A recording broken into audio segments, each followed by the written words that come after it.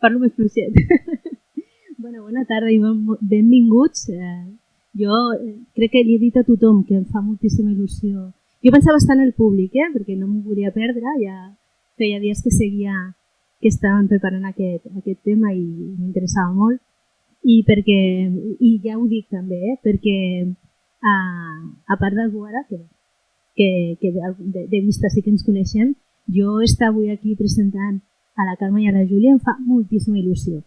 Perquè, els veïns són quasi família, no? Pues elles ho són. Per mi, per la meva família ho són. I em fa moltíssima il·lusió i a part, mira, jo no coneixia aquesta part i avui ens explicaran. Primer de tot us vull excusar la Marga, perquè si avui estic aquí jo presentant l'acte és perquè la Marga no ha pogut venir, la Marga Fontcuberta, la nostra regidora de Participació Ciutadana, i que el seu projecte l'enraonem és com un nen petit per ella i l'encanta. De fet, us he de dir que m'ho he escrit tot el que he de dir. Crec que s'estan registrant i vull que a ella li quedi constància i la tranquil·litat. M'ha escrit tot el que he de dir, m'ha escrit les preguntes i això funcionarà fantàstic. I ja també aprofito per agrair a l'equip perquè són fantàstics, m'ho han posat superfàcil. No calia. Jo m'engresco de seguida, però ells m'ho han posat superfàcil. Recordem que se l'enraonem. L'enraonem és un espai que volem que sigui això, per enraonar, que sigui proper, on puguem treballar temes d'actualitat, i avui aquest també ho és. Aquí jo he de parlar amb aquest equip, no sé on tenen l'oracle o la bola de vidre, on treuen els temes i resulta que són de candent d'actualitat, perquè portem 3 i un darrere de l'altre han estat top 10. I avui també. I és aquest espai on busquem això, podem portar gent del municipi que sigui propera a aquests temes que plantegem i on puguem parlar d'aquesta manera, d'aquesta manera que us deia ara a l'entrar. Apropeu-vos perquè això ha de ser com el menjador de casa, no? Imaginem-nos un dia una sobretaula on ens posem a parlar d'un tema i se'ns fa... no? Pues hauria de ser això. Avui parlarem sobre el poble saharaui i el conflicte armat que està vivint des de fa molts anys amb aquesta crisi humanitària derivada. Un conflicte que, com molts altres, sembla abandonat per la mirada de l'opinió internacional. Milers de famílies del Sàhara Occidental veuen com no estan reconeguts com a territori independent i estan sota el govern del Marroc des del 1975, en el que Espanya va decidir que aquest antic territori que havia estat una colònia passava al Marroc i a Mauritània, i sabem que Mauritània a més a més va trencar l'acord en el que s'havia arribat. I des d'aleshores aquest poble ha viscut entre reivindicacions nacionals, repressió, mort, pobresa i una greu crisi migratòria que ha provocat que milers de persones hagin abandonat casa seva en la recerca d'un lloc on viure sense por i ja sigui en altres països o en camps de refugiats. A més, com deia, és un tema superactual perquè fa un parell de dies coneixem la notícia del canvi de posicionament radical del govern espanyol que deixant de banda la seva posició de teòrica neutralitat en la que donava suport a l'autodeterminació del poble saharaui, en aquest moment l'Estat ha donat suport al pla d'autonomia en el que el Marroc vol imposar pel Sàhara Occidental sense tenir en compte el pla d'arranjament que van acordar les autoritats marroquines i el Front Polisario. Tot això aprovat a més per la ONU en 1991 i per buscar una solució pacífica i política al conflicte. El principal motiu d'aquest pla, si recordeu, era la celebració del referèndum d'autodeterminació del Sàhara Occidental l'any 1992 i que, com és evident i tots sabem, no s'ha arribat a fer mai. I per parlar d'això, avui tenim aquí a la Júlia, en Boara, a la Carme, veïns i veïnes del nostre municipi de Bigues i Riells, i millor que ells ningú. Jo faig una petita presentació. La Júlia Manyà és de Bigues, ara viu a Girona i va estar 2 mesos al Sàhara durant l'octubre i novembre del 2018 fent pràctiques d'educació social en 3 centres d'educació especial de Zumara i Lawin i a part va viure també amb famílies autòctones d'allà. Finalment, en novembre del 2019 hi va tornar. Aquesta vegada va anar acompanyada per la seva tia, la Carme Clapés, que també és veïna de Bigues i Riells, va visitar amb ella un dels campaments, el Desmara, a l'any 2019, i en diuen aquí els que em passen els apunts que es va enamorar de la seva gent i que des d'aquell moment va comprendre que la seva causa era justa i ha sigut vinculada fins al dia d'avui. I també tenim en Boara, que també el coneixem tots, no estic passant pel camp de futbol, no deixem de que ens atengui. I ell m'explicava fa un momentet que ell va venir aquí a Vila Servils del FAI ja en l'any 2000 amb una família d'acollida, com parlàvem abans, aquesta sortida dels nens també, i que 22 anys després ell ha fet aquí la seva vida, té la seva família i és un més del nostre municipi, un veí més i totalment integrat. I aquí jo li he dit, jo amb això ja em faig perquè jo el que vull és que tu expliquis la teva història. Llavors jo proposo que comencem justament per Boara, perquè, primer perquè tinc aquí al costat i perquè a més trobo que la història de la Júlia i de la Carme estaran més relacionades. Doncs jo ja he fet la feina.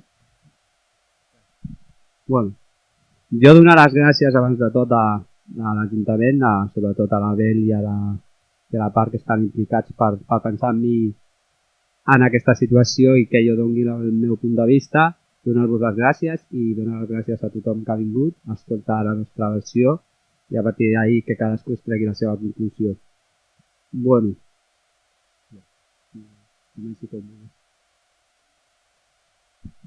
ara ens has d'explicar, explica'ns tu una mica com veus, quina és la teva idea i amb quina visió veus tu tota la situació del Sàhara.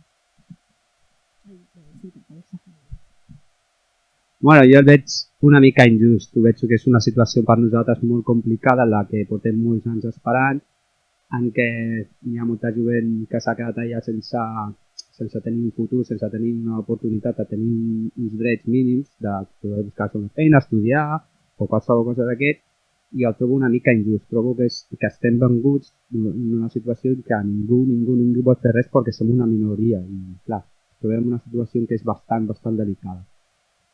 La qual perquè estem refugiats a Argèlia, que Argèlia tampoc ens reconeix del tot com ciutadans seus, perquè nosaltres que vivim allà a l'hora de buscar una feina allà o buscar qualsevol cosa no tenim la mateixa oportunitat i bueno, jo trobo que estem que és una situació bastant delicada i que per molt que nosaltres l'expliquem, si el que no l'ha viscut o el que no l'ha vist no es pot imaginar la situació. Que ha evolucionat i amb la Carme ha evolucionat una mica i han començat a buscar-se la vida, no? Però que encara els hi queda bastant i és una situació que encara li queda per trobar una solució perquè amb les potències com Espanya, França i Alemanya que reconeixen el Marroc, per nosaltres és un pal bastant gran que seguirem lluitant fins trobar la solució correcta. Com viu la gent allà? Tu tens família? Tens relacions encara? Explica una miqueta això. El teu cercle, m'explica, com ho viu? Bueno, nosaltres, gràcies a Déu, nosaltres vivim bastant bé perquè entre jo i els meus germans ajudem bastant a la família, però tenim veïns, tenim coneguts que viuen d'ajudes humanitàries, d'ajudes d'associacions, d'ajudes de gent que els porta a menjar. Argèlia també ens intenta ajudar dintre de les ajudes que percibeix, li ajuden. Nosaltres, per exemple, a la llum encara no en tenim llum, ni tenim aigua corrent. Estem a l'espera que passin cubes i ens omplin aigua del dipòsit. I clar, és una situació que és 40 anys esperant i encara no tenen ni llum per poder fer vida normal, no? És bastant delicat la seva situació. Trobo que si cas després podem, no? Perquè igual sí que aquí us dona ja un punt perquè vosaltres expliqueu una mica com va anar allà. La Júlia estava fent pràctiques, no? Però si vols començar tu, Júlia, com vas anar fins allà, què et vas trobar, què esperaves trobar i què et vas trobar, explica'ns una mica. Hola, vale. Bueno, primer de tot gràcies per venir, em fa molta il·lusió estar aquí. Així?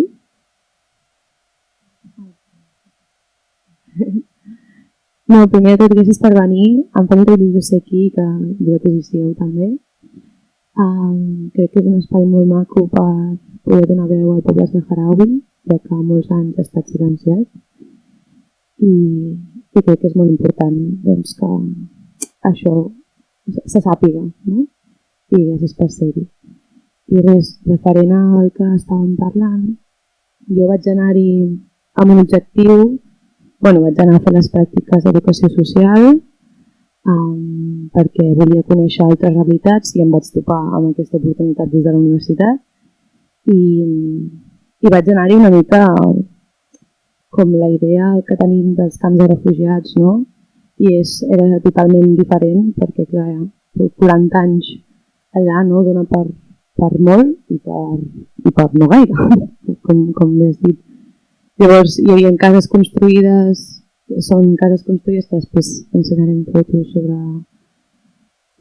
els municipis d'allà i sí que és veritat doncs, que precisament el campament de l'Aiun no tenia aigua corrent i tampoc tenia electricitat. La majoria de les cases, amb sort, doncs, tenien plaques solars, no? Doncs moltes famílies ho apanyaven així.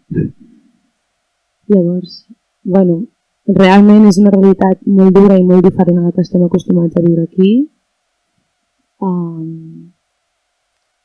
Les condicions, com has dit ara també, del menjar i això, doncs, hi ha gent que té sort, no? I que han pogut marxar a estudiar o han pogut ser acollits per aquí, llavors al cap del temps han pogut donar una vida millor, no? Enviant diners o el que fos a les famílies, però la majoria de les famílies viuen d'ajudes humanitàries, que per sort n'hi ha bastantes, s'ha de dir, n'hi ha bastantes, arriben els aliments bàsics i ara imagino que el temps de pandèmia ha sigut duríssim perquè amb prou feines han arribat els aliments de sempre.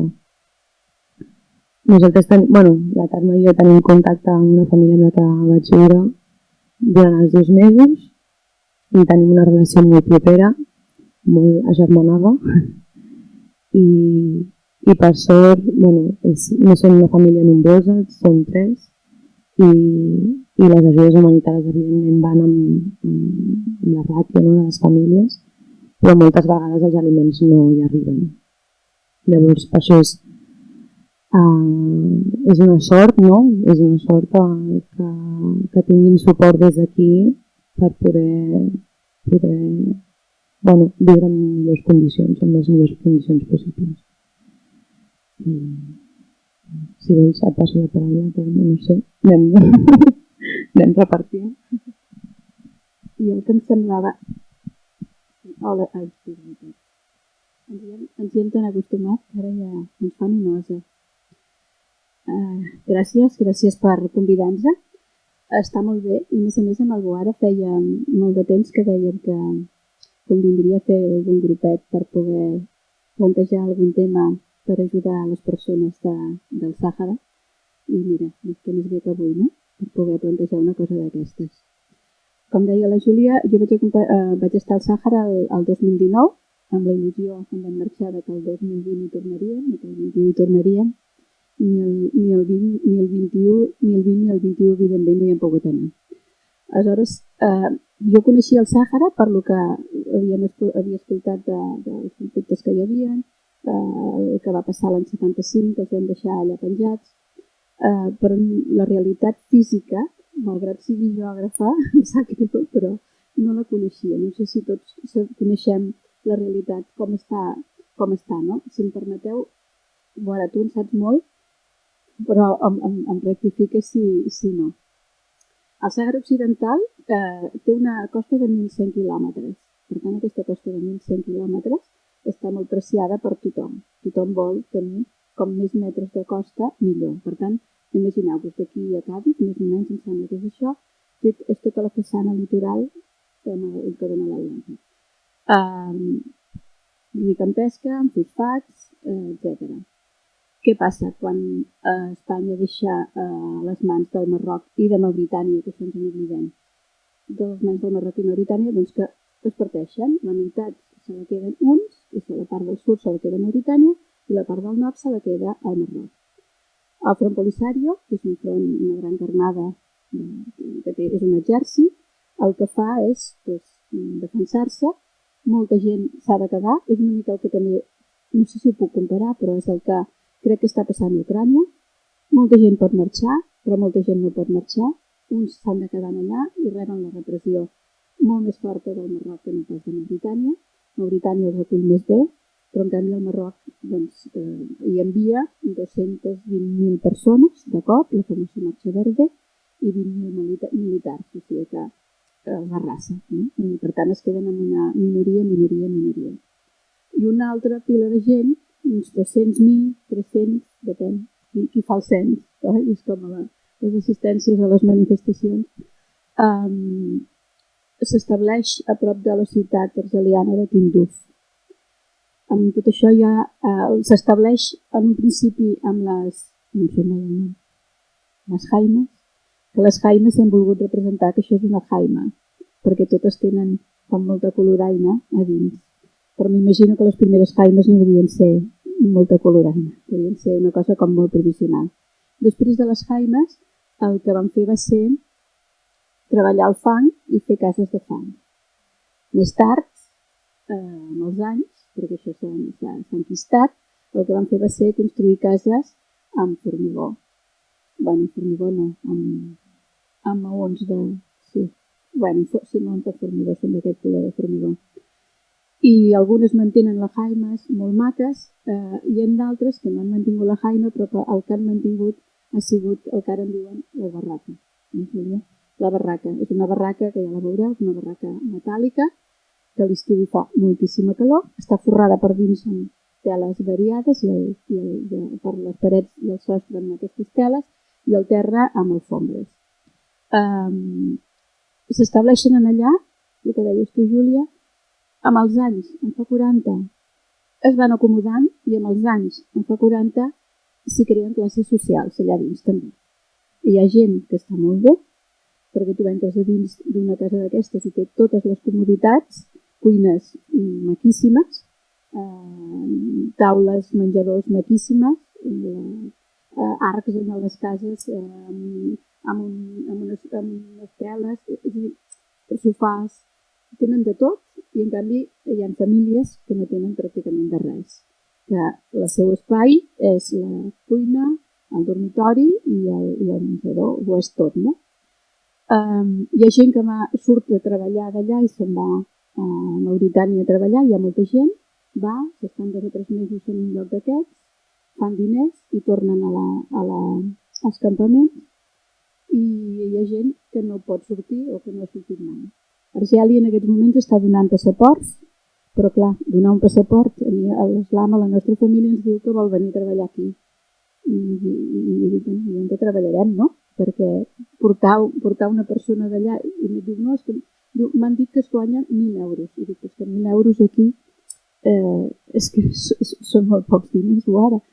Per tant, és molt difícil que aquesta gent no pugui viure només que amb les ajudes que en aquests moments estan arribant. De les famílies que han tingut nens acollits aquí i que els envien i que mantenen la relació durant molts anys, o bé de la bàsica, dels aliments bàsics que arriba de l'ONU. Aliments bàsics que són l'oli de girassol, que ara no sé com es dirà, l'arròs, la farina, el sucre, bàsicament el sucre, són molt llaminers, sou molt llaminers, que sí? Molt, molt, molt. És una cosa increïble, teniu problemes de sucre, per això els mengen agrapats, i patates, i cebes, i poca cosa més. Jo us voldria passar, al final potser diré el que jo vaig marxar d'allà molt contenta de conèixer-los, però també molt trista, perquè per mi la situació d'aquesta gent és que no té solució. Per mi no té solució. No sé, ara tothom, segur que algú demanarà, i el Sánchez que ha dit, etc. És que no té solució. Fa 40 anys que estan allà. 40 anys que tenen les seves terres ocupades per marroquins. inauditants. 40 anys que fa que ells estan fora. Estem parlant de 3 generacions, com a mínim. Ostres, com ho lligarem, això? Com farem que uns acceptin els altres? És que això és... Jo suposo que tu tens més clar, però nosaltres quan parlàvem amb l'Islama, amb el nostre pare d'allà, deia la guerra és l'única solució. Ell és militar i per tant la guerra no li fa por. Nosaltres quan ens parla de guerra t'esgarrifa, et poses la pell de gallina. No entens que això pugui que sigui un tema d'anar a matar l'altre? Clar, jo tinc una altra mentalitat, o tenim una altra mentalitat, no? Però ells estan per la guerra i des de tot el procés, el 91 van acordar en fer un tractat amb la promesa de fer el referèndum no s'ha fet, es va començar a fer un cens, el cens no sé si s'ha acabat o si s'ha acabat, en aquests moments hi ha gent en els campaments, en les vilayes, es diuen vilayes, a les vilayes, i dic campaments que són vilayes, uilayes, per tot el món, tu ara està aquí, hi ha gent per tot el món, que és saharaui, tindria dret a votar, però que també tindrien dret a votar, jo crec, la gent que està al Sàhara, els marroquins, els nets dels marroquins que van trepitjar el Sàhara a l'any 75. Per tant, jo no en sé de política internacional i a més, últimament penso que els polítics en aquest món ja manen poc, manen molt les economies. I aquest és el gran problema i el gran repte. Jo tinc aquesta sensació. Us passo perquè us feu una idea, és que jo no em vaig fer la idea fins que vaig ser allà. No sé si a vosaltres us passa igual, però aquesta és una de les carreteres fetes al mig del desert, fetes pels argelians, que porten en els campaments. Hi ha carreteres maquíssimes, com les que tenim aquí, rectes com una mala cosa. Això passa per aquí? Sí? Aquesta fotografia, l'anterior també, una mica també perquè veieu lo malament que s'hi viu aquí. Aquí quan ens arriba una mica de calima estem tots esgarrifats perquè embrutem els cotxes. Allà la calima ja és pràcticament cada dia. I entens per què van tan tapats. Perquè és que no es pot viure sense anar tan tapat. També tenen rotondes, és a dir, en 40 anys hem fet hasta rotondes. Vull dir que és allò que dius, ostres, què passa aquí, no? Calima, més calima, molta sorra, tot arreu hi ha sorra, molta calima, molta sorra, que si vas de vacances, això és un paisatge idíl·lic, és idíl·lic. Porta pau i estàs molt bé. Però la llum, sembla que aquesta és de la llum, com aquí, no és la llum això, no. Fixeu-vos, ell deia que, o diu que a la llum no hi ha llum, i és cert, però és que en aquest hi ha llum, però fixeu-vos on estan els cables. Estan tots per terra. I fixeu-vos per això en una altra cosa que a mi em va cridar l'atenció i jo li deia a l'Islama, a l'home d'allà que ell era, és militar i la guerra i tal, que deia, però si us hi quedareu sempre aquí. Que no, que tal, nosaltres tornarem, l'any que ens anirem a banyar a les platges de la llum, que segur que sí, i us estan posant la llum en pals de formigó, ja no són de fusta, ja els posen de formigó. No els estan posant perquè duri poc això, els estan posant perquè duri molt.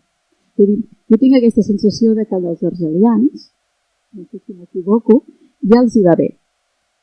Els interessa moltíssim perquè, suposo que també deuen arreplegar moltíssimes coses i els hi va molt bé. Aquestes són les primeres cases que us he dit de fang. Aquesta és la casa nostra, a la dreta, hi ha l'entrada, la casa de fang, que veieu que està feta de fang al portal, i al darrere hi ha la barraca, que en deien, no? La metàl·lica, la que ha substituït a la de roba. Això és des de dins de la casa, el que deies és això, però fixeu-vos que la sorra està ficada dins de casa tot el dia. Aquesta seria la part de fang i la part d'obra, no? Totes són així, amb finestres molt petites, evidentment perquè no hi entri la sorra. Això seria la nostra tela d'allà, o sigui, quan tot el dia veies això, i aquesta és l'Islama que el teniu aquí. Veieu els fils en un comptador, Argèlia ja els hi cobra la llum, poquet, però ja els hi cobra la llum, o sigui, primer els hi va donar de franc, però ja els hi cobra la llum, una miqueta. Les fotos de dins a casa. No hi ha aigua. Veieu que la gent renta com abans aquí. La meva àvia sempre feia que anava a la riera i baixar a la riera li costava poc, però pujar amb la roba mullada li costava moltíssim. Aquí no tenen riera, però tenen aquest bidó que passa un camió de tant en tant i els hi omple d'aigua. Aquesta l'he posada no tant per l'estenedor, que tampoc en tenen. Una de les coses que vam posar és un fil per estendre la roba perquè no tenien estenedor. No ho pengen tot per aquí. Fixeu-vos que cadascú té la seva parcel·la. És a dir, també és allò de aquest tros és meu, és el meu tros. Està tancat. Ells diuen que pels animals, però en el cas nostre no hi havia cap animal i també estava tancat. Vull dir que la nit no hi ha llum, has d'anar a buscar l'aigua per tirar-lo una mica en el forat del vàter i està així. Aquesta és la nostra família, aquesta és la nostra, el dinar, on era un dinar això, l'Islama, la Toufa, que és la mestressa de la casa, i la Bartra, que és la filla. És una família que no té, normalment hi ha més fills, oi? Bé, aquí vam pensar que hi havia hagut algun problema i que no havíem pogut tenir més fills i és una família encantadora. Com tota la gent d'allà, no hem trobat a ningú, però clar, és que n'hi ha tot un bitxo raro, però són molt, no pregunten res, però són molt amables. La veritat és que aquí és el lloc on ara arribava una parenta amb la criatura i és un lloc de les cosines. Tot veieu que és el mateix darrere, no? El mateix espai és on passa tot. Aquí passa tot. Allà, clar, es fa fosc i què fem, no? Doncs juguem a cartes. I, sempre fem conya que la mestressa de la casa, la Toufa, era una tramposa de mucho cuidado. I reiem molt amb ella. El te, que és el que comences el dematí fent el te, al mig matí fas un te, a mitja tarda fas un te, al vespre fas un te. Quants tes hi ha? Tot el dia fent te. Sí, ara... És que és maco això, sí. El primer és amarg com... Sí. Doncs com la felicitat i l'últim que és més suau, que és com l'amor, per ells. Són les tres bases del te. I bueno, el te per ells és la seva forma de relacionar-se. Fan te tot el dia. Tot el dia és l'únic que estan fent tot el dia, pobre. Sí, l'Islama, el nostre era el primer perquè era el menys dolç, sempre ens preníem el primer, i el segon era una cosa molt dolç, molt dolç. Són aquests gotets petits que els van canviant, el soroll que fa el te quan cau el te aquí és una passada. I això és tot el dia, tu vas de visita a una casa, veus, arriba un veí, aquest noi que era un veí, venia sempre, doncs te pel veí. Això una mica també volia explicar el paper de les dones. Aquí vam anar amb un bateig i totes les dones estaven juntes i nosaltres, clar, evidentment ens va tocar estar en el grup de les dones, no? Però les dones allà manen molt, és a dir, no és allò que estiguin relegades en un segon pla. Estan aquí menjant soles, però s'ho passen molt bé, riuen moltíssim i manen molt. La nostra mestressa de casa, ella era l'encarregada perquè els campaments estan dividits en barris que es diuen daires. Sí, oi que sí? I són quadriculats i ella era la jefa d'una daire d'aquestes. Vol dir que quan arriba el votar, ella ha d'estar allà repartint el votar. Quan arriba no sé què, quan hi ha un conflicte entre veïns, ella ha d'estar allà a posar pau entre els veïns. Una mica, quan es casa algú també. Quan es mor algú també, tot, ho fa tot. Una dona que deia, on és la Toufa? No, ha marxat perquè no sé què. No, perquè la Toufa, realment tenen càrrecs, però tenen càrrecs perquè els homes se'n van a la guerra. També és així, clar, perquè clar, quan no hi va haver tot això, les dones es van quedar i els homes van marxar a la guerra. Una mica com està passant ara.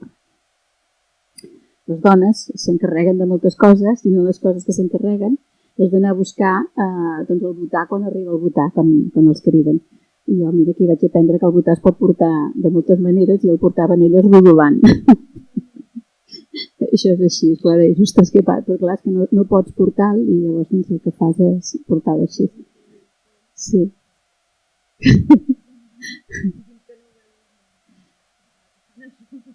Això, si no tinc mal entès, és l'Argèlia que els fa arribar el gas. L'ajuda humanitària passa també per al gas. Per tant, segons els que ets a casa, tens una ajuda, etc. Ara, la resta de dies, quan no fem res, que és quasi bé mai, doncs ens estem en aquesta postura. Que nosaltres a casa ara, quan estàs al sofà i dius, ostres, avui és que no m'aixeco, diem, i truca a la meva germana, li dic, estic en modo saharaui, perquè, bueno, és que no fas res. Això és la cuina, per tant, cuinem a terra. Sí, amb això volia explicar que de campament a campament has d'omplir una pila de papers perquè, clar, és que allà quan arribes t'acompanyen els militars primers alians fins que arribes en els campaments, en la frontera dels campaments, oi? Primer passa amb els argelians i després vas amb els que et venen a buscar, sí, amb els militars de... I llavors, a cada lloc que vas a visitar o entres al teu campament, doncs hi ha un control. Hi ha un control, una pila de nois militars molt, molt joves, molt encantadors tots, però militars. Allò que... Les dones treballen, s'ho manen i treballen. En aquest cas, em va fer gràcia posar aquesta fotografia perquè aquesta era una família que vam anar a visitar perquè era amiga del nostre eslama i perquè hi havia una persona de Girona que volia que donéssim un encàrrec amb una nena d'allà. Bueno, això és una tenda, perquè aquesta gent estava arreglant la tenda, una jaima estava arreglant la jaima per anar-se'n uns quants dies al desert. O sigui, no en tenien prou de desert i anaven a més desert. Clar. Exacte. Clar, i aquí us volia dir això, ara, que el poble saharaui és nòmada. O era nòmada. Aquesta senyora que la trobo encantadora, que també ens va oferir un te, això és una família rica, no és la nostra família. Nosaltres no vam venir tan reducientes. Vam anar un dia a casa d'uns amics i ens van donar un bon àpat, però nosaltres a casa, els pobres, la gent pobra, no menja el que hi ha aquí. Aquesta no és la imatge, ni molt menys. No.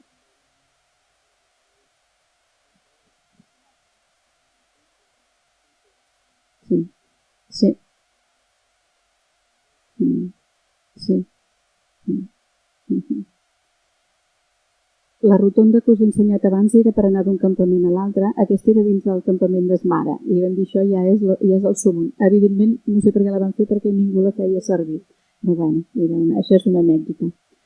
Un altre tema que jo trobo que vaig venir molt trista és el tema de les escombraries. Jo he estat treballant durant 20 anys en el tema de les escombraries i estic molt conscienciada amb aquest tema. El desert està ple d'escombraries. I aquest fum que veieu al final és d'un lloc on cremen escombraries. Per tot això que veieu per aquí, que és immens això, està ple d'escombraries. Què vol dir això per mi? Doncs vol dir que tota aquesta gent que viu aquí, que es diu Esmara, aquest és el campament d'Esmara, vist des d'una alçada, té moltes coses que tenim nosaltres, perquè produeixen moltes escombraries també. És a dir, devien començar sense tenir escombraries pràcticament i ara tenen moltíssimes escombraries, però en canvi no tenen cap manera de solucionar el tema de la recollida d'escombraries o de fer que les escombraries no vagin escampades pel desert. Aquesta fotografia també em serveix per dir que el Sàhara és un terreny molt ric i que jo no entenc com en allà el Polisario no hi ha posat més mà. A mi la indignació, la Júlia sempre em diu, però si no volen treballar, com és que els vols fer treballar? Perquè és que el modo saharaui fa molt temps que està impregnat, no? Fa molt temps que tenim el modo saharaui. Però fixeu-vos que Aquí a l'esquerra no es veu, però hi havia els dipòsits que abastien d'aigua en aquest campament.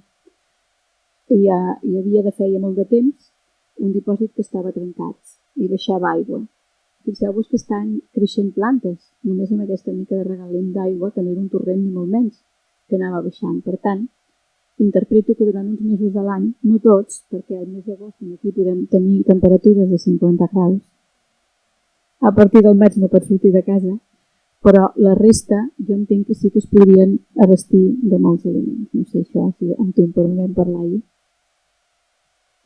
Això és mare, és una immensitat, més verd. A la que plou surt herba.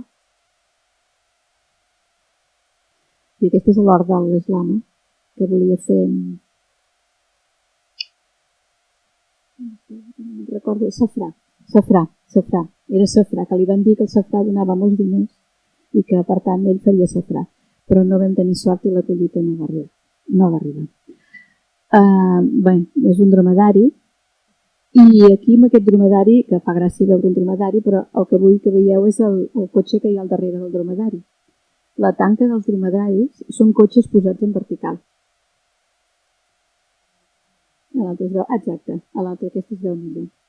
Aquests dromedaris l'endemà ja no hi van ser-hi perquè aquí mateix els mataven. I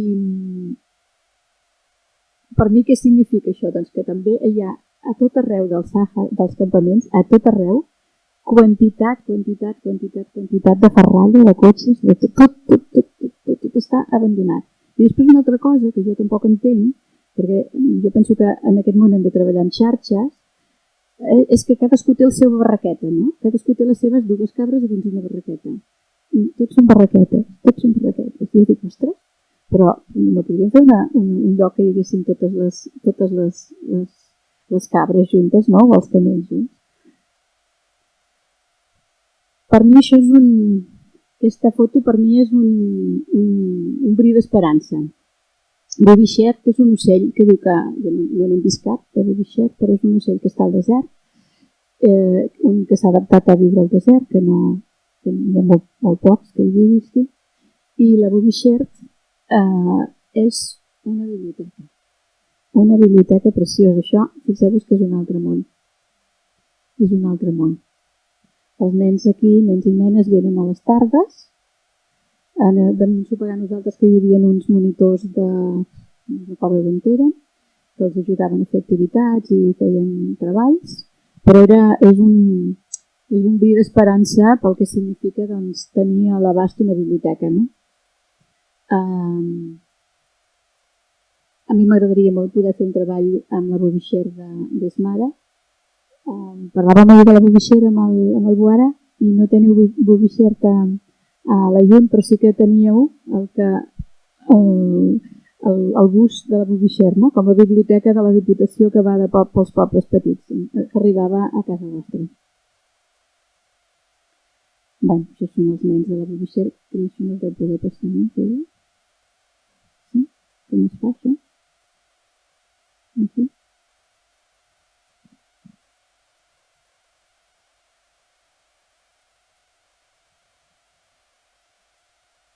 Això és un altre espai, no té res a veure amb les cases que hem vist. Els nens aquí estan feliços i a més estan aprenent coses.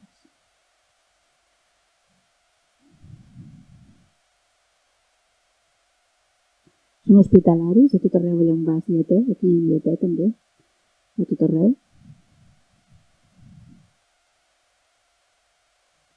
I això algú diu, apa, cervesa, eh? No us equivoqueu, és te. És te. Però el te és el punt on et trobes amb l'altre, no?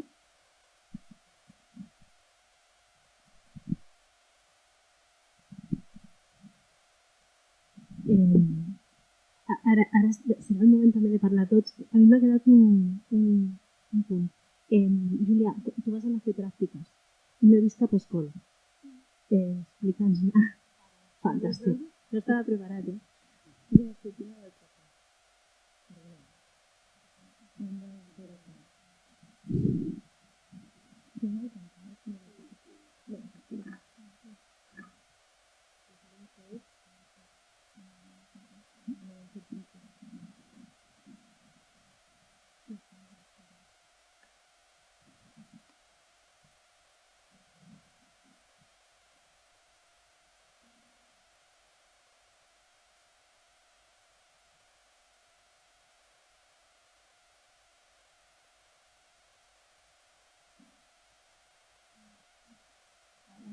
les coses que em sembla que no he explicat és que hi ha un espai, això ho saps més tu que jo, hi ha un espai, si hi ha el que és les terres ocupades per Mauritània i per el Marroc, el terreny alliberat, el mur. Explica això, que tu en saps molt més que jo. Explica. Bueno, doncs la part que està alliberada amb la part que està ocupada del Marroc està delimitada amb un mur militaritzat i minat amb mines, perquè nosaltres no puguem passar. Perquè està en guerra amb el front polisari i van fer el mur, que és el mur més llarg del món. I està tot militaritzat i minat. I bueno, n'hi ha moltes associacions, sobretot d'aquí d'Espanya, que estan lluitant contra això. Que això perquè molta gent, al ser nòmada, que va per allà i al estar minat a una distància del mur, acaba morint.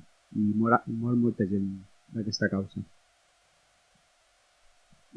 Jo la veritat és que el del mur, no sé si vosaltres coneixeu aquest mur, però són aquelles coses que van passant, que ha de passar alguna cosa perquè sàpigues que hi ha això, però que, bueno, sempre hi ha l'última notícia que és més important i aquesta que fa 40 anys ja no és important, ja està allà, no?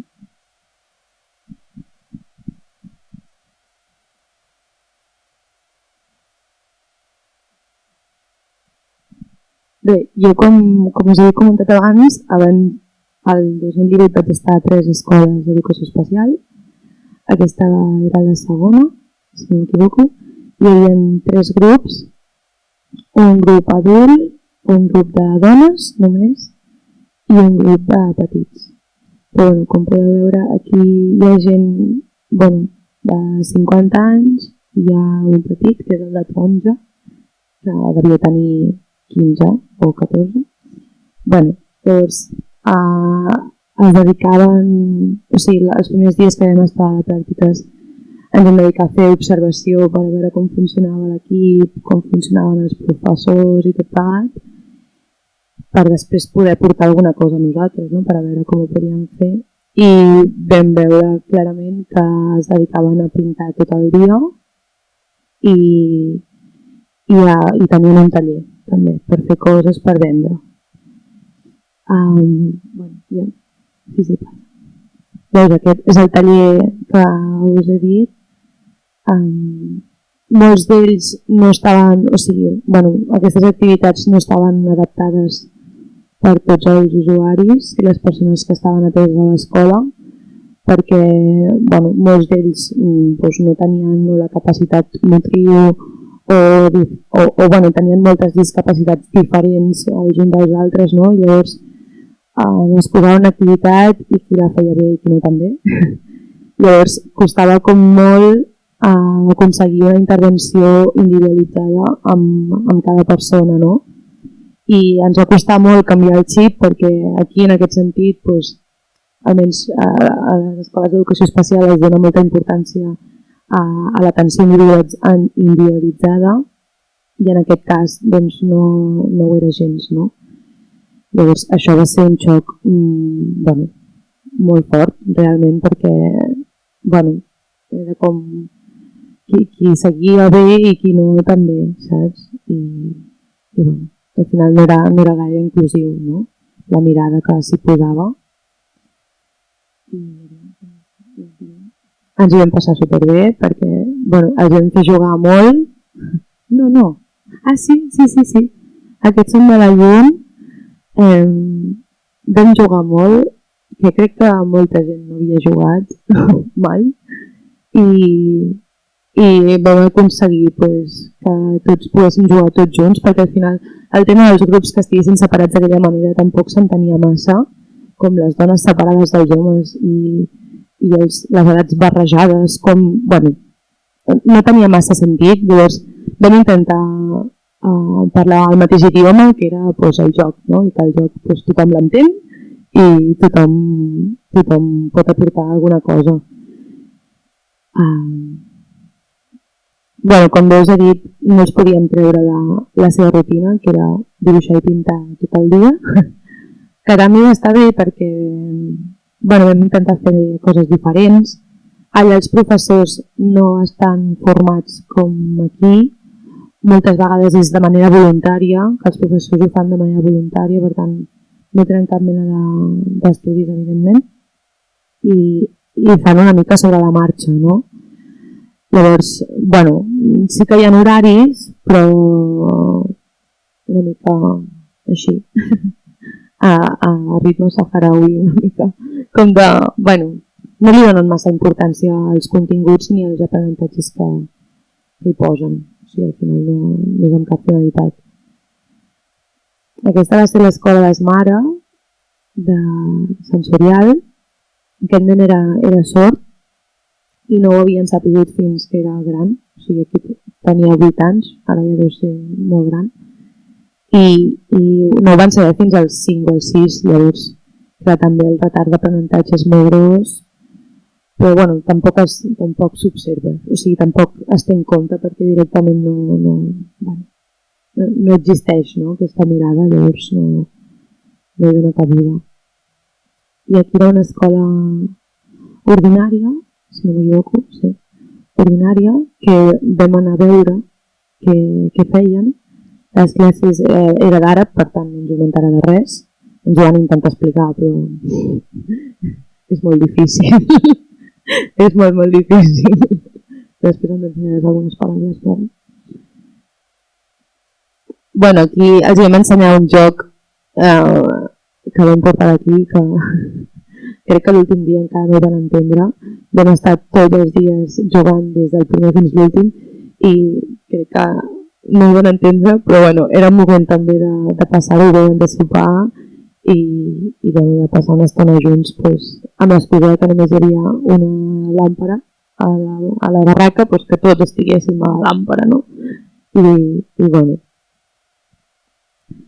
vam intentar fer treball molt sensorial, amb funk, el funk és fàcil d'aconseguir, si no l'aconsegueixes pots fer tu amb molt males, i plastelina, i això, i el que vam veure també, que ens va xocar moltíssim, que totes les escoles ho compartíem, és que, clar, de la mateixa manera que hi ha ajudes humanitàries per passar els aliments, també n'hi ha per al tema de l'escolarització dels nens, no? Llavors hi havia molt material escolar que estava tancat a una classe directament, que podies obrir la porta i quasi no passaves de les coses que hi havia, però com que els professors no estaven formats i no tenien eines, no s'utilitzava aquest material. Llavors, clar, ens va escandalitzar moltíssim perquè és que realment hi havia molt material, o sigui, era increïble i va ser una de les primeres coses que vam dir quan vam arribar cap aquí amb l'associació que vam anar-hi a CAPS Girona. Va ser el primer que els vam dir que si portaven cartolines que, sisplau, intentessin donar alguna activitat que es poguessin utilitzar aquestes cartolines, no? Que sembla molt bàsic, però és que realment és una mica de calaix, no? I hi havia molta dificultat amb això. Llavors, bueno, aquesta foto m'agrada molt. Una de les coses que més m'agrada del Sàhara és el cel que hi ha, no? Perquè és com de punta a punta, no hi ha cap edifici entremig. I és increïble, no hi ha cap muntanya, i és increïble el cel de la llum, no? El cel de la llum és increïble perquè el no haver llum és impressionant, o sigui, és el millor cel que he vist a la meva vida. Sí. Aquí vam utilitzar les cartolines i vam fer un abecedari de vocabulari en castellà, perquè a una de les escoles vam fer classes de castellà, vam jugar, bàsicament. I això va ser una xuleta, no, de doble abecedari, que ens va fer molta il·lusió fer-ho també. El profe espanyol jugant al picaparet, en la seva classe. Això seria una classe de l'escola ordinària, que com podeu veure, el terra estava destossat, les taules ballaven totes, les cadires també, però bueno. Sí, això. Les escoles d'educació sensorial, d'educació especial, tenen molt pocs nens I un servei que tenen, que em va xocar molt també, va ser que tenen xòfer. El xòfer es dedica a fer la ruta del bacalao i recull a tots els nens, i això era el cotxe del xòfer, no? I la veritat és que era no sé, era molt divertit començar el dia així, perquè era com, bueno, senties com cangur, saps, d'anar buscant els nens per la seva. No, cap mesura de seguretat, no, evidentment. Això seria una de les llibretes, que no entenc què hi posa. No sento. Això era la nostra habitació, que bueno, també era on menjàvem, on dormíem, on fèiem les sessions que volíem fer amb els nanos. Això va ser un treball que vam fer perquè els nens aprenguessin a comptar amb objectes. I aquesta era l'escola d'Esmara, que és una escola, bueno, de no res, molt petita, i els nens eren aquests, no n'hi havia més. I això, no? També, les edats sí que eren més o menys les mateixes, però les necessitats educatives eren molt diferents. Hi havia una nena cega, 2 nens cecs, hi havia un nen sord també, i bueno, discapacitats, evidentment sense diagnòstic. Que el diagnòstic no ho és tot, evidentment, però si saps el diagnòstic o més o menys per on van els tiros, doncs pots fer una cosa o una altra, una intervenció o una altra. Això encara no ho vaig entendre, ara jo no sé si... ens van convidar a una graduació de nens de 5è i ens van fer corregir dictats. A una graduació els nens de 5è van fer dictats i nosaltres els vam corregir. Jo vaig flipar. O sigui, jo vaig pensar, mare meva, no, estaven contents, ell cantava i vinga, amb equips, a veure qui ho feia millor. Bueno, curiós, no? Si més no, curiós. La graduació. Un cel molt bonic. La classe de primària que vam estar, que aquests nens feien quart de primària, si no m'equivoco. I això va ser un dia molt bonic que vam poder compartir amb les escoles d'educació especial. Vam fer el dia 3 de desembre, és el Dia Internacional de la Discapacitat, i vam fer una festa on es van trobar totes les escoles de totes les vilalles i vam fer una festa. I va ser molt divertit. Sí que va ser... sí, va ser molt xulo, la veritat. Sí que és veritat que aquestes coses aquí no existeixen, no? No fas una festa amb totes les escoles amb els nens que tenen discapacitat, però allà realment era un punt de trobada molt maco i bueno, molt emocionant també. I això és un grafiti que posa, no sé si ho llegiu, es lo que el mundo no quiere ver, eso es lo que el gobierno español no quiere ver, eso es lo que la ONU demuestra que no existe. Viva la resistencia.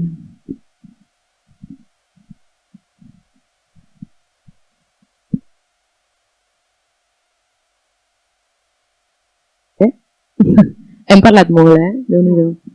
Bueno, jo ara m'agradaria que... Jo tinc preguntes, però crec que només de tot el que hem plantejat jo només voldria... M'he apuntat coses, però que parlàvem abans, Carme, de com viuen, i crec que és una sensació de temporalitat, de provisionalitat, de tot provisional, però durant 40 anys, com tu deies, no? Que m'agrada molt quan has dit que dona per molt o per res, no? I veure aquesta situació.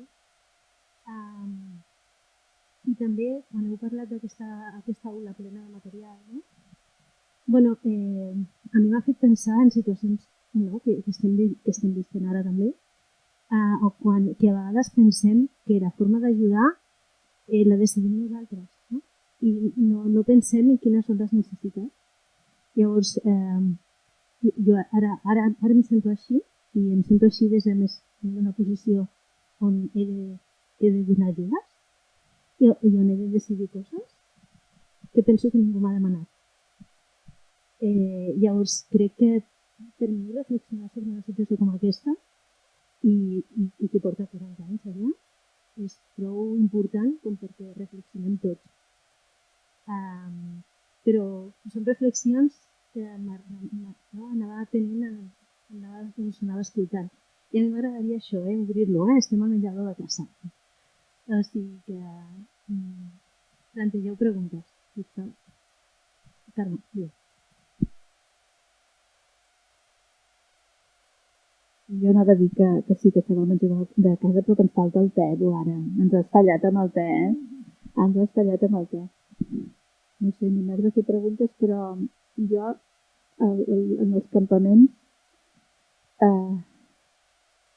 vam dir que tornaríem, però que 10 dies no hi estaríem, que aniríem a fer el projecte que volíem fer i marxaríem, perquè és que nosaltres estem acostumats a fer moltes coses, a treballar i anar aquí i allà, i en canvi és que allà no fas res, és que no fas res,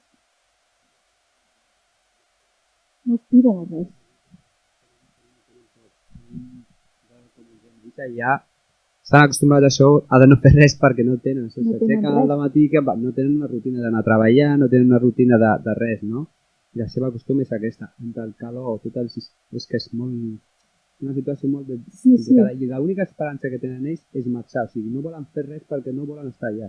Tot el que ells puguin avançar o puguin fer, l'únic que volen fer és que tothom vegi que ells poden gestionar un país que és com ho tenen, wilayas, amb gent que té el seu propi ganat, que tenen muntat d'aquesta manera perquè la comunitat internacional vegi que el govern pot gestionar un país durant 40 anys que no té res.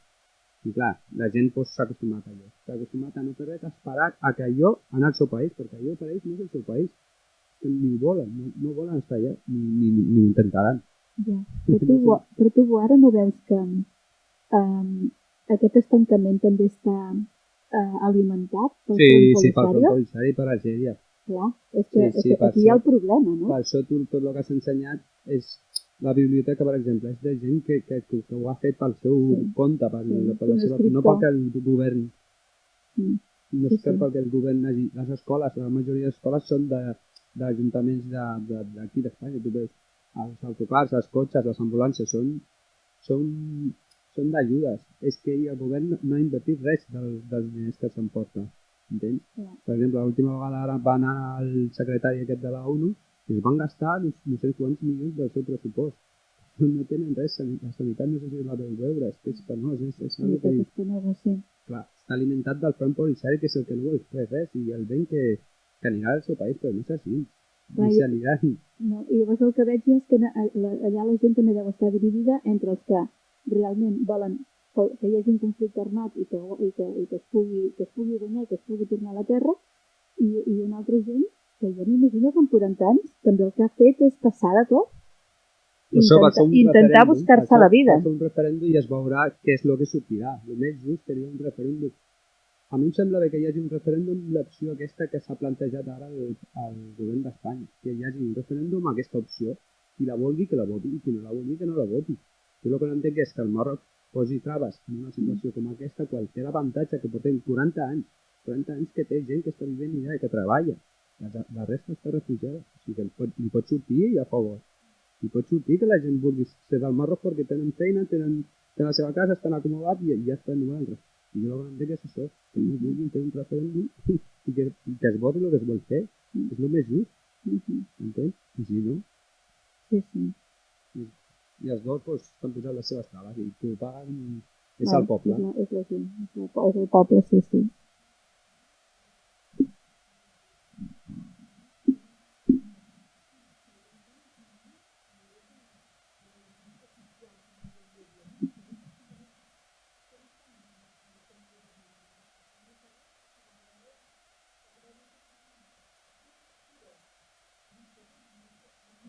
Bueno, entenen d'estructura política, entenen. Que com funcioni? Suposo que els homes malen bastant. La dona té un paper bastant important allà. Per nosaltres, com societat, la té bastant molt important.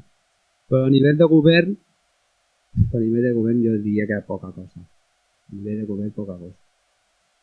Són tots som.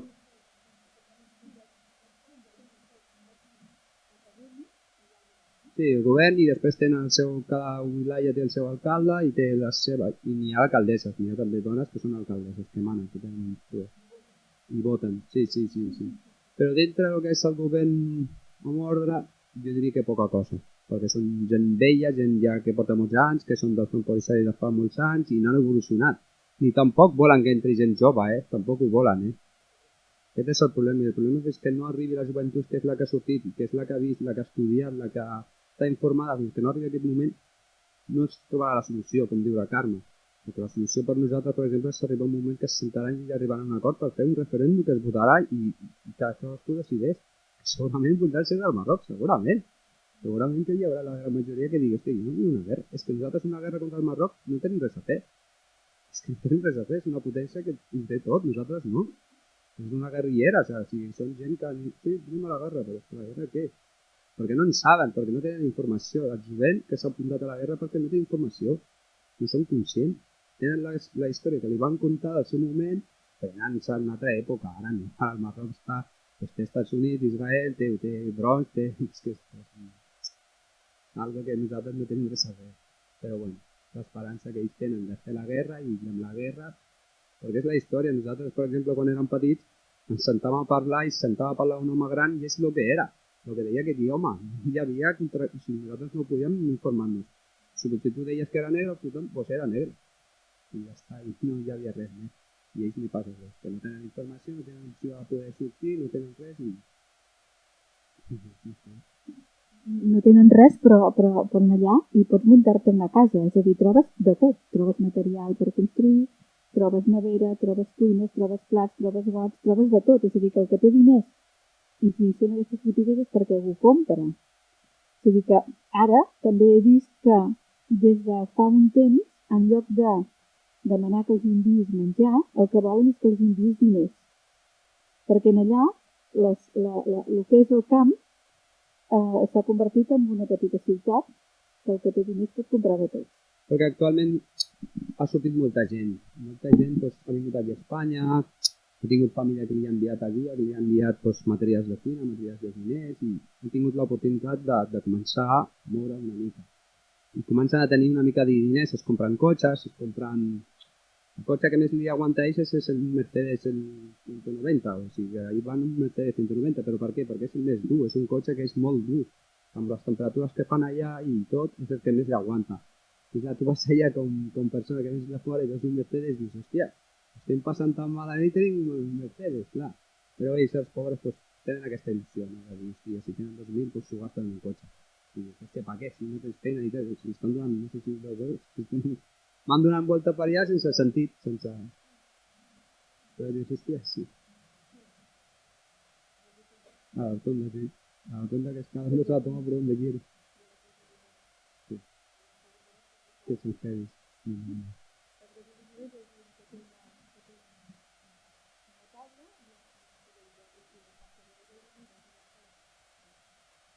No va veure cotxes que aparcat enmig del desert.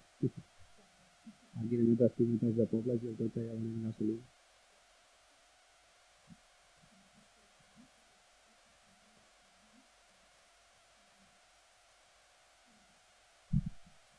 Preguntava si els joves i els nens tenen aspiracions, no? Quin horitzó tenen? No tenen aspiracions. L'única aspiració que tenen és tenir l'oportunitat que vaig tenir jo. És l'única aspiració que tenen tots. Els nens, les nenes els hi costa més. Les nenes, això sí que ho tenim que dir, perquè les nenes, al ser una dona, es veu molt malament que la nena surti. Pel tema de la religió. Això ells sí que ho tenen bastant més marcat, que la nena no té bastant complicat. És una de les coses que també m'agradaria fer, d'intentar inculcar-los també això. Que nosaltres moltes vegades som montajistes i venim des de fora i parlem, no? Però ningú els hi ajuda, ningú intenta treballar amb la nena o intenta treballar amb el nen des de les escoles. Tothom, hòstia, és que les niñas, les mujeres, és les seves punts, la seva manera. O sigui, no critiquis, el que han vist. El que han vist és el que fan. Ningú els ha donat aquesta informació de dir, la dona té que sortir, té que treballar, té que fer el que vol. Entens? No ho tenen ells.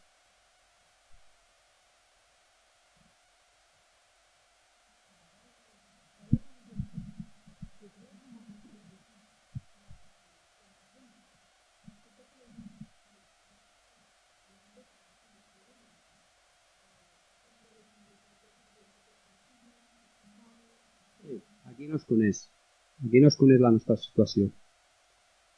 Pues, suposo que tothom sap el que es parla a la tele. Tothom es pensa que som part del Marroc i que, bueno, que el Front Polisari, molta gent es pensa que és un acte terrorista i perquè es diu des de la tele i suposo que cadascú amb les seves ideologies escolta el partit polític que parla. I clar, el Front Polisari pues, suposo que és com tot, no? Hi haurà corruptes aquí i allà i... Però aquí no es sap de la nostra història. Que hi havia molta gent implicada aquí en aquesta causa.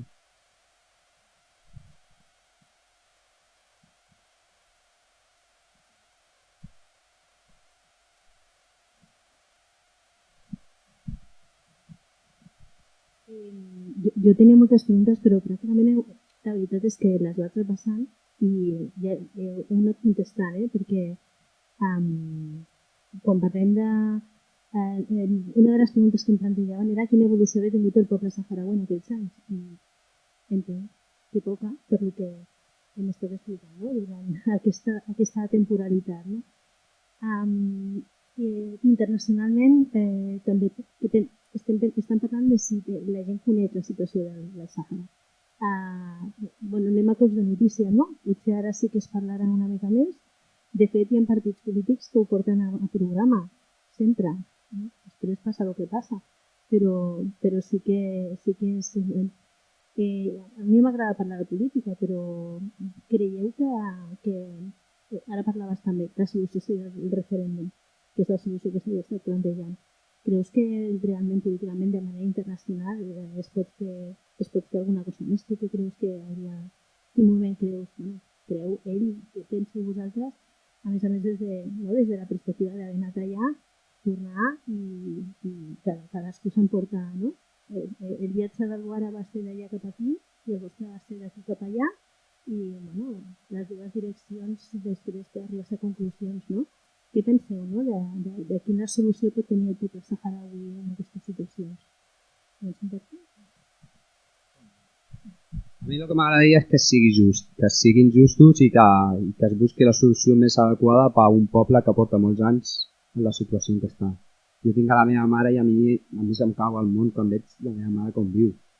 Sí, és que se'm cau el món i clar, ara s'ha pensat i dius, hòstia, per uns interessos que teniu vosaltres, hòstia, busqueu una solució. Que porta molts anys, que són molta gent, hòstia, ajudeu-los. Si és el més correcte que estiguem al Marroc, doncs treballeu-los, expliqueu-los. Aneu allà i expliqueu-los que és el millor que estiguem al Marroc i que ells decideixin. Però no mireu per un altre costat perquè són 4 persones. I és el que està passant, perquè hi ha unes lleis que diuen que s'ha de fer un referèndum, que l'has de complir.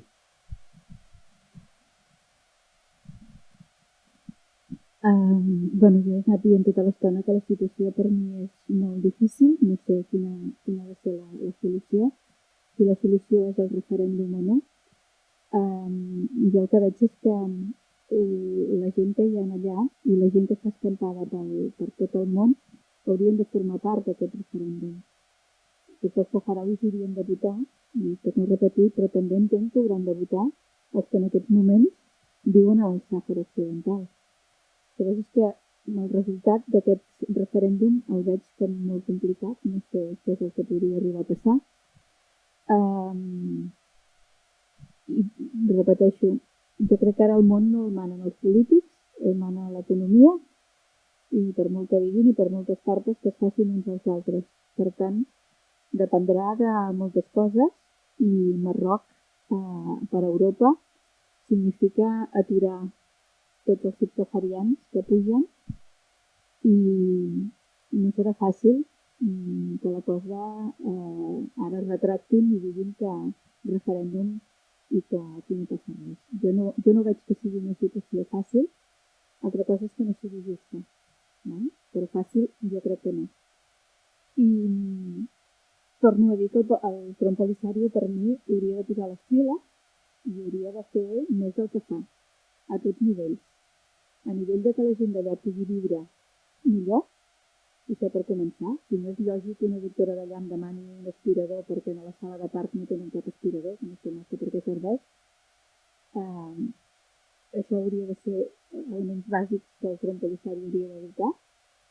I que nosaltres anem enviant coses allà baix està molt bé, però jo penso que s'han d'enviar diners i no s'han d'enviar coses, perquè és el que diu la Júlia. Només amb una escola va veure tot el que va veure. Jo vaig poder fer mitja allà amb una llana i unes agulles de mitja que algú amb molta fe va dir, mira, enviem-los coses perquè es puguin construir ells els seus jerseis, no? Però allà les noies a vegades no sabien fer mitja i per tant era inútil. És una tonteria el que dic, però forma part del que nosaltres hi ha vegades fem, no? Paquets que dius, va, doncs això.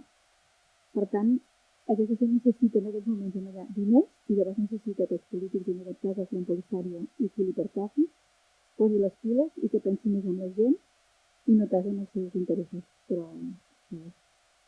jo no veig la solució. Nosaltres vam marxar allà dient aquí no hi ha solució. No, a mi em costa molt expressar el que penso amb això, perquè sí que és veritat que ho penso, que no hi ha solució, però internament vull pensar que sí. I que com a mínim, no ho sé, que si no s'ha de fer el referèndum que es faci una altra cosa, però que es faci alguna cosa, no?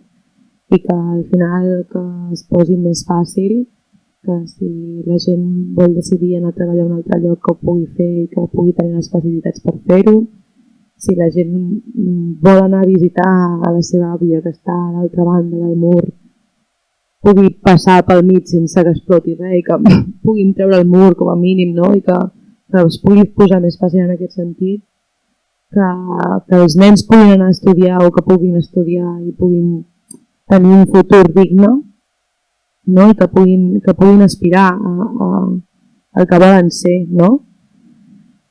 No ho sé, no sé si això es pot fer als camps de refugiats, però si es pot fer, doncs que es faci, no? Que es posin les facilitats i les eines i que s'arremangui qui s'hagi de remengar, no?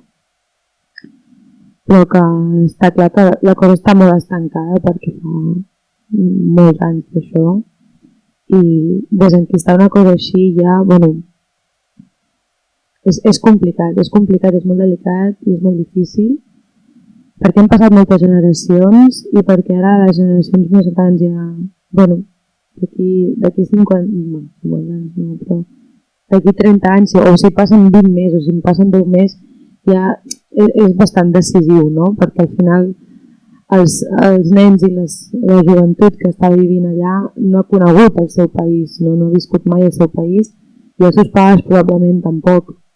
Llavors s'acabarà, jo no dic que s'acabi perdent la causa, saps? Però és molt fàcil de que passi. Llavors, bueno, un referèndum no ho sé, però alguna cosa segur. Bueno.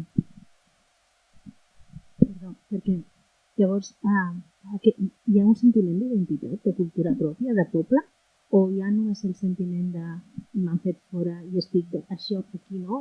Esperant a que em deixin tornar. Sí que tenen el seu sentiment de país i de poble, això sí que ho tenen. I també tenen la il·lusió de tornar al seu país. És la seva terra i han escoltat parlar i ells per ells és una indignació. Si ells es plantegen anar a la guerra és perquè és l'única solució que veuen, perquè veuen que ningú els hi farà cas si no van a la guerra, perquè ells mentre han estat lluitant durant 15 anys i quan va arribar al pacte de l'alta al foc la primera vegada és perquè estaven en una guerra i van quedar molts anys en una guerra i clar, per ells la solució que és el que deia la cama, que vas a matar una persona i ells ho diuen tan natural, que t'ho expliquen tan natural que dius, hòstia, però com pots dir que si no tens capacitat per una guerra, sí. Per què? Perquè és l'única solució que ells veuen a la seva solució, al seu problema. Perquè a nivell polític no el veuen, ni el veuran, però això diem tots que Elles diuen que no veuen solució per això, perquè no, a nivell polític no es sentaran mai. Perquè cadascú té les seves pretensions, cadascú vol manar, cadascú vol pillar el paster. Clar, és molt complicat. Sí que és veritat que el sentiment de pertinença, no? Encara que els més joves no hagin viscut mai al país, sempre, bueno, és el que et deies abans, no? Que quan ets petit escoltaves a un avi i que el que deia ell anava a missa, doncs això segueix passant i els nens també tenen molt sentiment de pertinença en aquest, bueno, i molt arrelament, no? A la cultura i als costums. Sí, això no es perd, encara que no es conegui el país. Territorialment, no? No es posa sobre el lloc, no s'ha perdut, s'ha portat.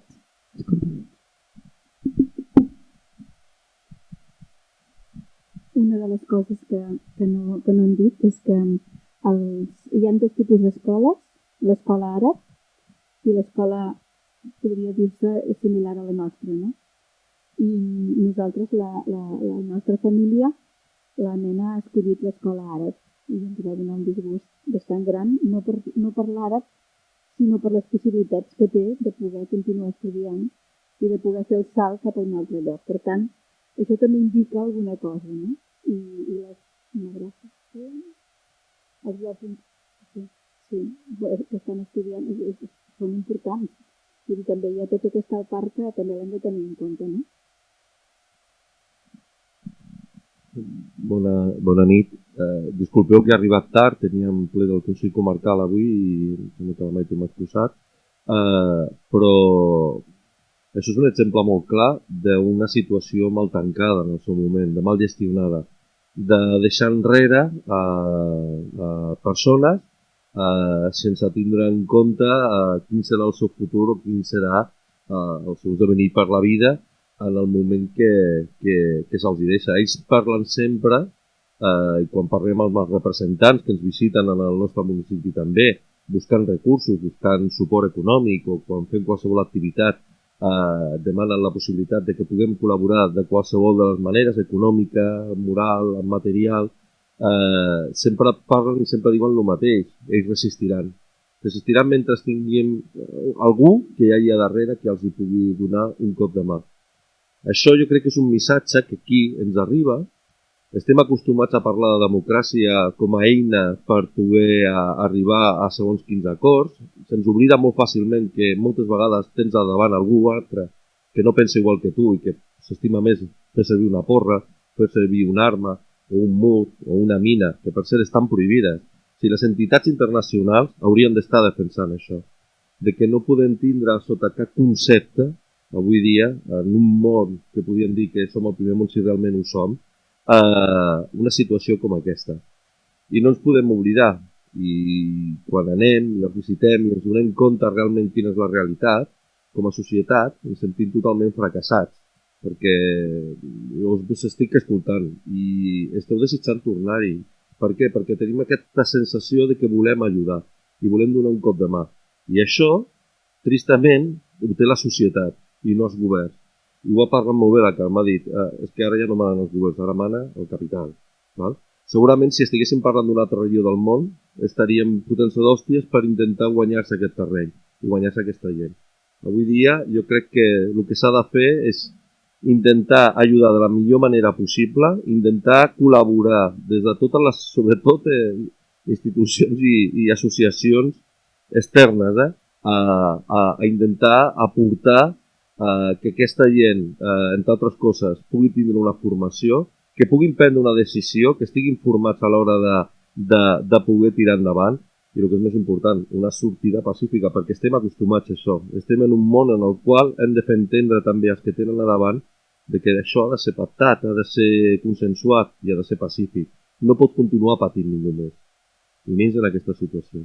Només volia dir això, donar-vos les gràcies perquè m'ha encantat la bona estona que he pogut estar i vull dir una cosa perquè segurament algú ara no ho dirà, però aquí va arribar algú ara en el seu moment en una situació molt concreta i es va trobar una família, dues famílies, tres famílies, quatre famílies, ja us ho dic ara, 10.000 persones de Bigues i Riells que són la família del Boara, perquè ell també ha posat tot el seu costat per formar part d'aquesta societat, integrar-se i ser un més de nosaltres. Per tant, orgullós de conèixer-lo, orgullós d'haver compartit moltes coses amb ell i la veritat, encantat d'escoltar-te avui.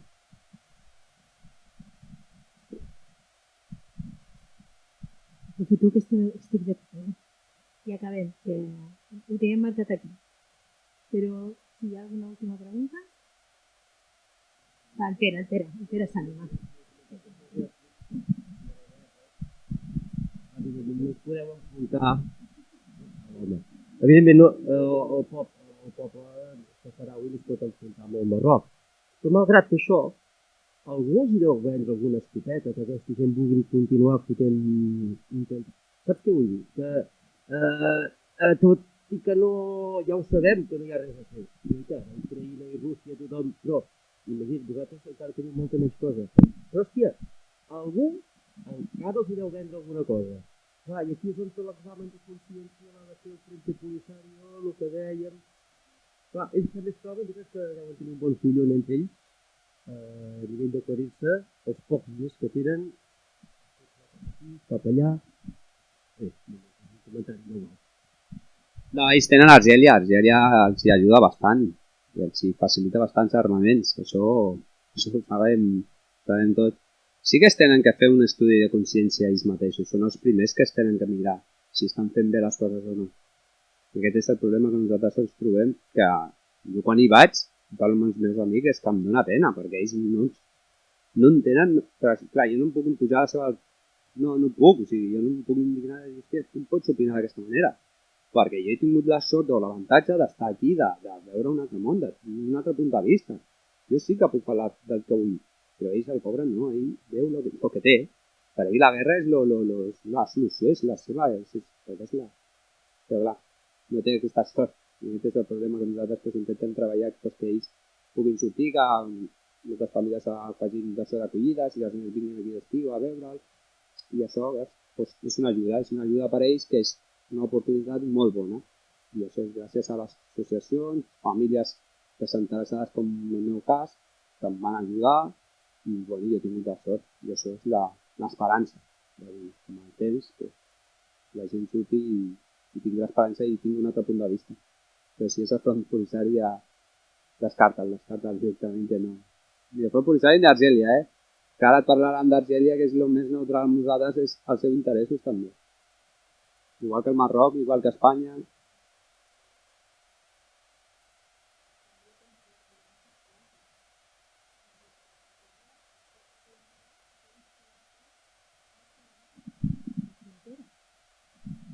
Perquè ja li vigilen. Aquest és el gran problema. De fet, de les 5 vilayes que hi ha, la més propera a Tindouf, que és la ciutat més gran d'Argèlia, que està al costat dels campaments, és la llum, no? I curiosament és l'única vilaya que no té llum, que, bueno, és purament perquè no es vegi des de la ciutat, no? Perquè si no, a Santo de què? O sigui, poses fils de llum, lies la del Cristo per fer quilòmetres i quilòmetres de llum i el més proper al poble, a la ciutat, doncs no, això no pot ser una curiositat.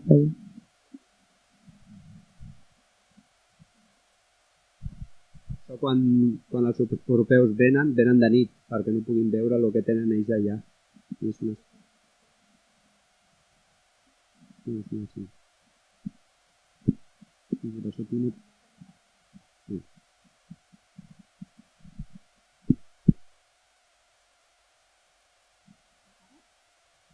Jo et volia demanar, Carme, que ens expliquessis, perquè ens has portat coses que tenim per acomiadar-nos ja.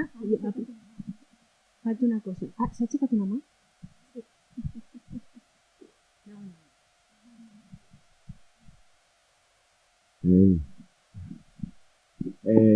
Jo pregunto en què es basen perquè vinguin uns nens o uns altres. Quin tipus de selecció fan perquè arribin uns nens o uns altres? Que tinguin aquesta sort.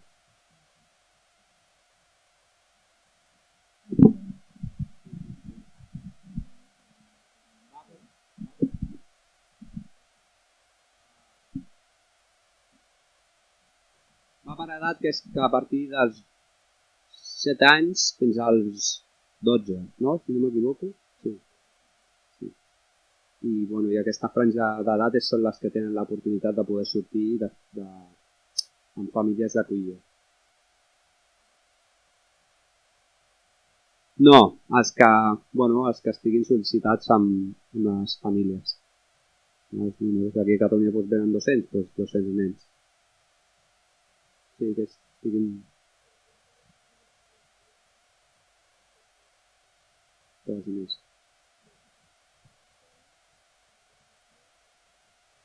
Sí.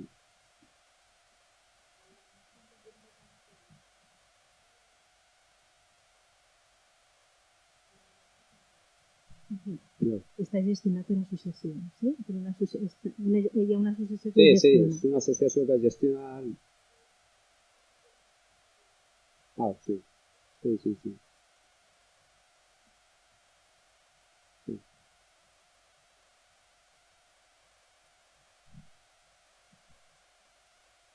Pues animeu-vos a acollir. Podríem posar aquesta informació, des de l'Ajuntament podem penjar aquesta informació d'aquestes associacions que es dediquen i així, si voleu, també us animeu. Jo donar-vos les gràcies. No sé si és que hem parlat molt, però vosaltres heu parlat poc, però jo crec que si ha estat bé, i enriquidor per tots, que crec que això segur. I ara jo ja m'acomiado donant-vos a tots les gràcies a vosaltres, que tot el que ens heu explicat ja diré. Jo portava moltes preguntes perquè les he contestat totes, perquè us ho sabeu bé, i agrair també l'oportunitat d'haver estat aquí amb vosaltres i compartir. I ara ja deixo que la Carme ens expliqui, això, tenim allà 2 taules amb cosetes i la Carme i la Júlia se'ns expliquen i així ja donem per acabat. Moltíssimes gràcies. Aquesta foto no l'hem posat abans, no sé per què, s'ha colat. És un projecte molt xulo de ceràmica que ho porta una agrupació de dones i a part de treballar molt, també riuen molt i és un punt de trobada molt bonic per elles. I avui hem tingut la gran sort de portar la ceràmica que està allà, a la taula d'allà, i us animo que, si més no, li feu una ullada i que és molt bonica, la veritat. És fet amb les mans i fornejat amb un forn així, superpetit, i que, us animo que ho mireu. Ha sigut una odissea molt gran portar-ho i que no es peti, perquè ve de molt lluny i, us hi pots explicar-ho. És molt preciat que hagi arribat sana i salva. Vale? I doncs, gràcies també per...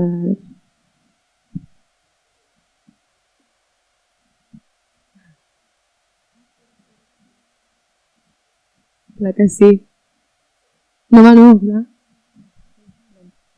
Teníem una altra sorpresa que estem treballant ara. Necessitem dos voluntàries.